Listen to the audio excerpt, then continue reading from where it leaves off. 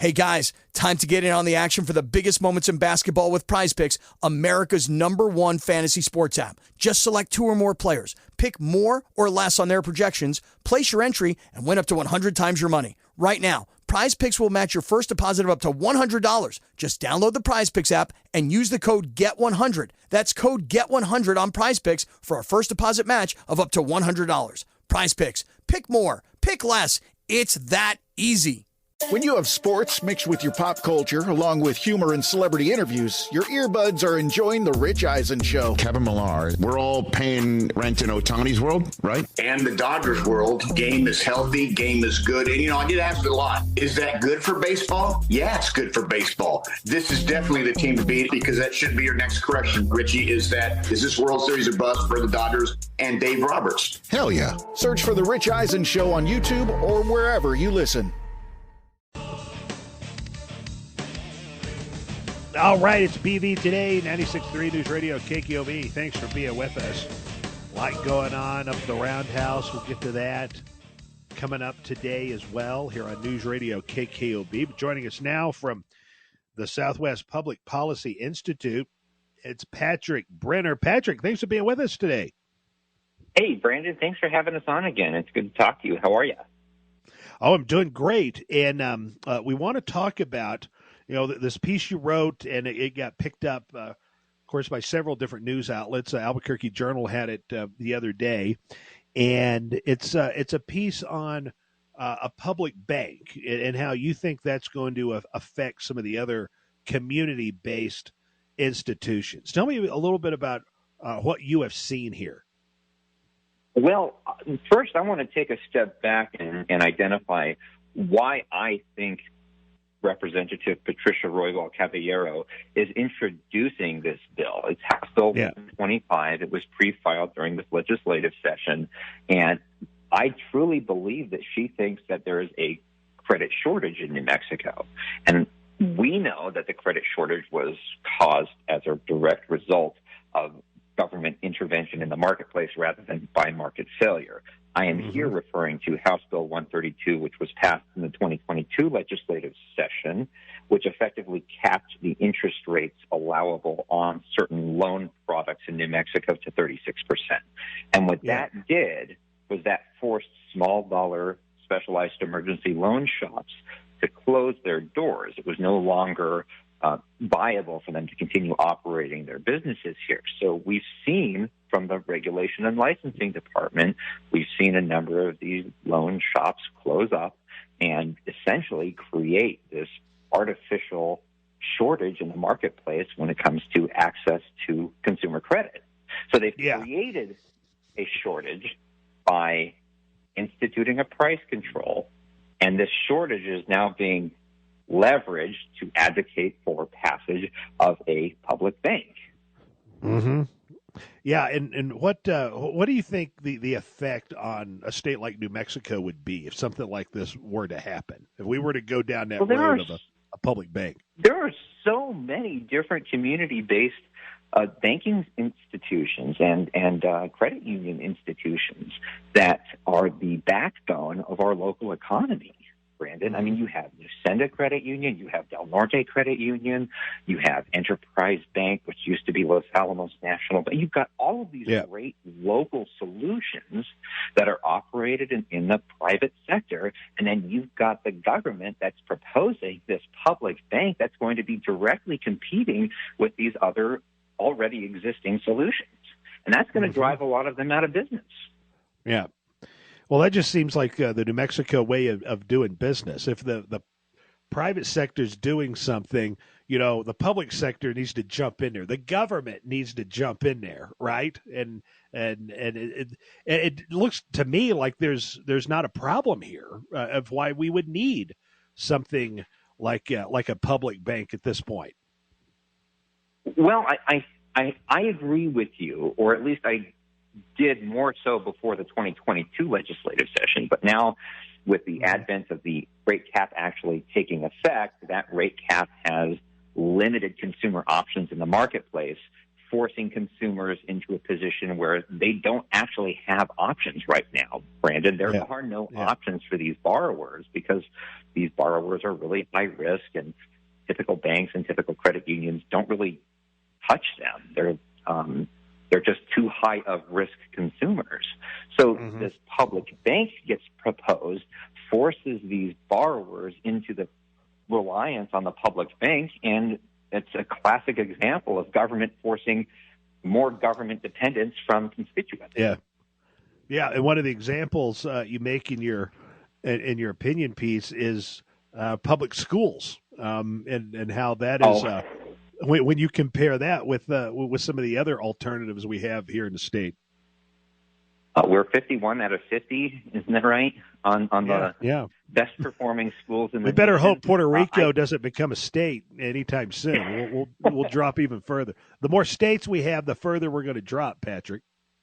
I know. But I mean, what a great example, though. I mean, New Mexico has some of the worst-run government schools in the entire nation, and here we are proposing yet another government solution where in the financial services sector is not necessary. But here we are with a public bank proposal sitting in the legislature to be considered. Why are we willing to be the brunt of the rest of the nation's negative feedback associated with yet another failed government program? Yeah. Have other states tried this, and what has happened because of it? There are public banks that exist at the state level in several other states, and what we see with this forced competition between a government solution and a private sector solution is always the same. You've got these state-run solutions that come to the table with taxpayer-backed resources, and it's hard to compete with something that is so heavily subsidized. Yeah, definitely. And you want to learn more, you can check out the Southwest Public Policy Institute, and a lot of great information there. And Patrick, tell me a little bit about some of the things that you guys at the Southwest Public Policy Institute are keeping your eye on as this legislative session is going on, in addition to this bill here. Well, we're certainly tracking Ortiz-y-Pino's school choice bill. We'd like to see universal school choice adoption in the state of New Mexico, and the bill being proposed by Ortiz-y-Pino is certainly a step in the right direction. We're tracking that. We're tracking House Bill 125, the public bank proposal. While the Institute itself does not take a position on the Second Amendment, I am personally watching all the anti-2A bills that are being considered by the legislature this session. She has totally gone off the deep end. She is off the rails with the what's on her call this session, obviously referring to Governor Michelle Lujan Grisham. What else are we working on? Outside of the legislature session, we're working on a lot of litigation still, and we're anticipating releasing 2 white papers in the next couple of months, and I'll certainly share them with you when we get those live. Oh, definitely. And you can check out the website, southwestpolicy.com, for all that information. And, back to the proposed House Bill 125, and that's the establishment of a public bank in New Mexico. What kind of support do you think that this is going to get, especially coming in just a 30-day session? I'm anticipating that the bill will fail. They have tried this during 60-day sessions before. This is not the first time we've seen a public bank being proposed during the legislative session. I'm just worried that it will pick up momentum, if not this session, the next session. Yeah. Well, that's one of the things to watch, and what we've seen in New Mexico. A lot of times something's introduced. All right, it's BB Today, 96.3 News Radio, KKOB. Thanks for being with us. Joining us, Patrick Brenner from the Southwest Public Policy Institute. You can check out southwestpolicy.com for all the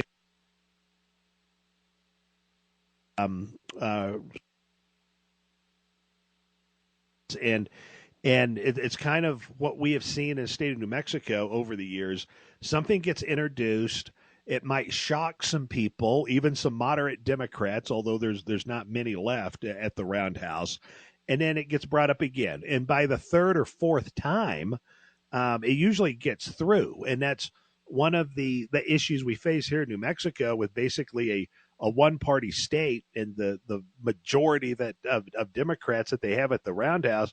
If they really do want something, they can get it done. There's not a whole lot of opposition, and that's why, it's important to keep these kind of bills in mind and have the public to know about these bills, like House Bill 125 that would establish a state bank here in the state of New Mexico, because that's one thing that can help with bills like this or other bills that would be unpopular and bad for New Mexico, is if you could shape public opinion, because the majority in the Roundhouse, the Democrats want it, they can have it.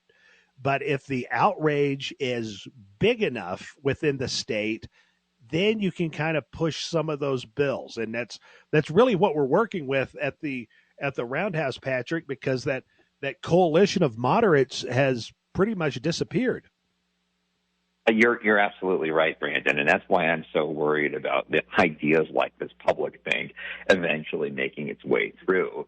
And I mean, part of the problem with something like a public bank is how can a public institution like a public bank make a risk management decision in choosing who and who not to lend money to? In the case of a public bank, are they allowed to decline to lend money to an individual based on their credit or risk profile? Or will a public bank be compelled to offer a loan to everybody? In which case, how do we manage defaults? Or is that something that's going to be assumed as a burden by the taxpayer? And that's something that will impact all of us, which is why proposals that are so radical, like Caballero's public bank, are not good for everyday New Mexicans. Yeah. Yeah, you may actually be in a situation where the state would almost co-sign on with one of these loans here. That sounds like a great idea, doesn't it? Hashtag sarcasm. Exactly, because that's it. And I don't know about the tribes here in New Mexico. Country, they will try to get a loan for people, and the tribe actually co-signs on pays the money. I lost you for a second. Can you repeat that, Brandon? I was just making a statement about there's tribes that will co-sign loans for people, tribal members that need a house or something. So that's on there. And then if they walk or they get left with it, then it's the tribe itself that's left kind of holding the bag for that money. And that's definitely not the situation I think we need to get into here in the state of New Mexico with a state-run bank. And Patrick, with a state-run bank, like how would this thing be set up? I mean, would there be people appointed, and how does it kind of work in other states with their state-run banks? Well, I mean, that's part of the problem, Brandon, is that you are subjecting this government institution to significant political influence and risk. I mean, there are studies out there that indicate that public banks are susceptible to political influence in their lending decisions, which often leads to a misallocation of resources. So our analysis of similar models from other states demonstrate a pattern where public banks engage in riskier lending due to political pressure, potentially leading to higher default rates. Yeah. And how do you think this will affect some of the other, as you mentioned, some of the other banks and credit unions that we have operating here in the state of New Mexico? Well, it's the same thing with the school system. I mean, when you've got a government-offered subsidized solution like government-run schools like APS, you get a much more bloated system, but that is still able to offer a solution to the general public at rates that are much less than a private school. I mean, government school is free. Private schools are not. And when you have these solutions that are competing with the private marketplace, you often will see private solutions go away. It's no longer viable for them to compete in the marketplace. Yeah. And that's one of the bills that we'll all be watching. That's House Bill 125. One of the other things up on your website now, southwestpolicy.com, is another piece you wrote that's been picked up all over the place, and that is, one thing that we've talked about before, and that's the Consumer Financial Protection Bureau, and that's something that you've done a lot of research on over the years as well. And tell me a little bit about this opinion piece that you've written that's out there now. That one got picked up by Fox News. I was really pleased to see that byline. The director of the Consumer Financial Protection Bureau is Rohit Chopra, and he is my absolute favorite punching bag. I love picking on him.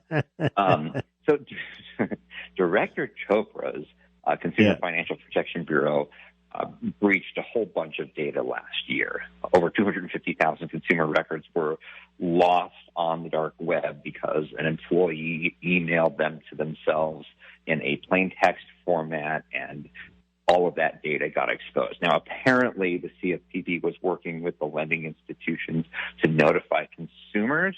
I've submitted several FOIA requests on that subject and have been met with stonewalling by the CFPB. What happened, though, as far as the actual opinion piece goes, was I attempted to submit a complaint to the Consumer Financial Protection Bureau, and the complaining entity was me. I was filing the complaint, but the respondent was the CFPB itself. And the reason for that is because there is no accountability mechanism that I could find where an ordinary, everyday layman consumer could file a complaint that was responded to by the CFPB or the Office of the Inspector General, which oversees the CFPB. There is no accountability mechanism for consumers when a circumstance occurs where they mismanage data and expose consumer data and expose that data to some very real problems associated with hackers or with nefarious actors leveraging that data to nefarious ends. It is an out-of-control government institution that we believe should go away. And we're advocating for the defunding and the dismantlement of this Consumer Financial Protection Bureau. Until such time, though, the Southwest Public Policy Institute has launched the Bureau to Protect Financial Consumers from the Consumer Financial Protection Bureau. If you take that and reduce it to an acronym, the Bureau to Protect Financial Consumers from the Consumer Financial Protection Bureau, that's BPFCCFPB.org. You can file a complaint with the Southwest Public Policy Institute against the CFPB, and we'll use your information to help build a case against the CFPB.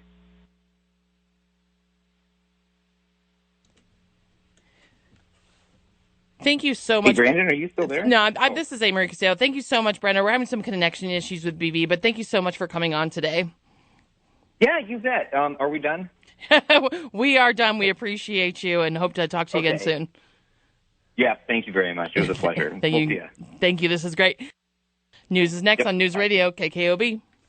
When you have sports mixed with your pop culture, along with humor and celebrity interviews, your earbuds are enjoying The Rich Eisen Show. Kevin Millar, we're all paying rent in Ohtani's world, right? And the Dodgers world. Game is healthy. Game is good. And, I get asked a lot, is that good for baseball? Yeah, it's good for baseball. This is definitely the team to beat because that should be your next correction, Richie, is this World Series a bust for the Dodgers and Dave Roberts? Hell yeah. Search for The Rich Eisen Show on YouTube or wherever you listen.